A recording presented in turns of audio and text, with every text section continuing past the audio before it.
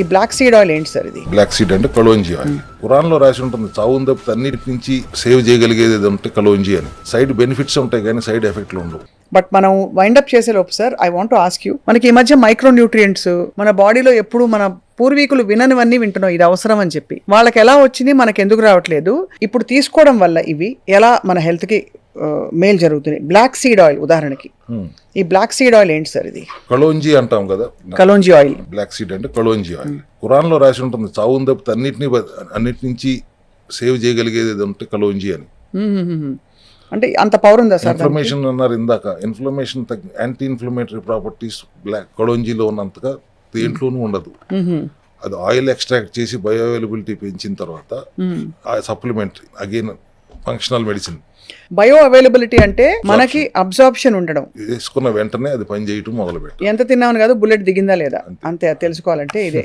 So kalonji oil అంత పవర్ఫుల్లా sir? ఓ రెండు గుణాలు చెప్పండి సార్ కలోంజీ ఆయిల్ గురించి. Anti inflammatory, anti microbial. జబ్బు రాకుండా ఆపగలదు, వచ్చిందంటే కూడా వెంటనే తగ్గించగలదు. న్యాచురల్ గా తగ్గించాలంటే సప్లిమెంట్స్, ఆహార విధానంలో మార్పులు.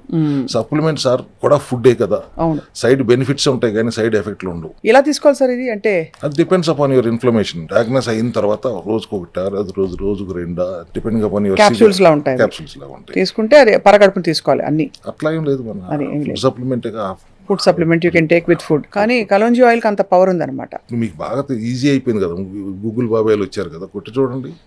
అది కూడా గూగుల్ యూనివర్సిటీ చదివి కూడా చాలా సెల్ఫ్ డయాగ్నోసిస్ చేస్తారు సార్. మళ్ళీ ఓవర్ తీసేసుకుంటే మళ్ళీ ఇబ్బంది కదా. అసలు వీడియోలు చూసో గూగుల్ చూసో ఆరోగ్యాన్ని ఎట్లా కాపాడుకుంటారు?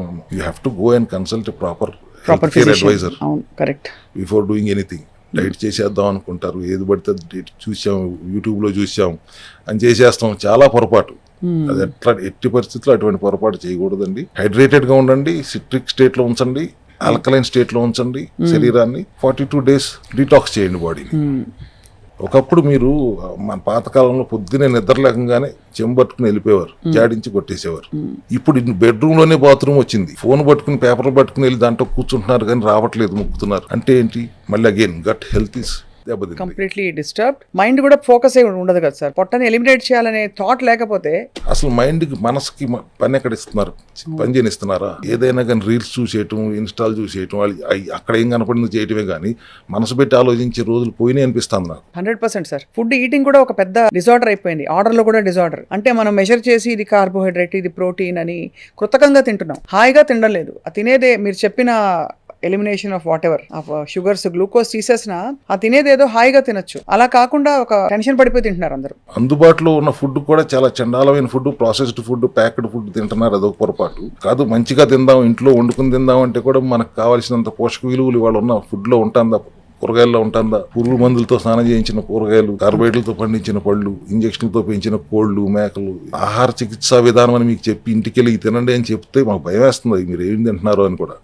ఆర్గానిక్ గా తినాలి అంటే ఆర్గానిక్ ఎక్కడ దొరుకుతుందండి? చాలా కొద్దిగా మాత్రమే దొరుకుతుంది అని ఒక భయం మాకు కలుగుతుంది. కాబట్టి అవేర్నెస్ పెంచాలి. గో ఫర్ మోర్ ఆర్గానిక్ అనే దాని మీద మన అవేర్నెస్ పెంచాలి అనేది మా తపన.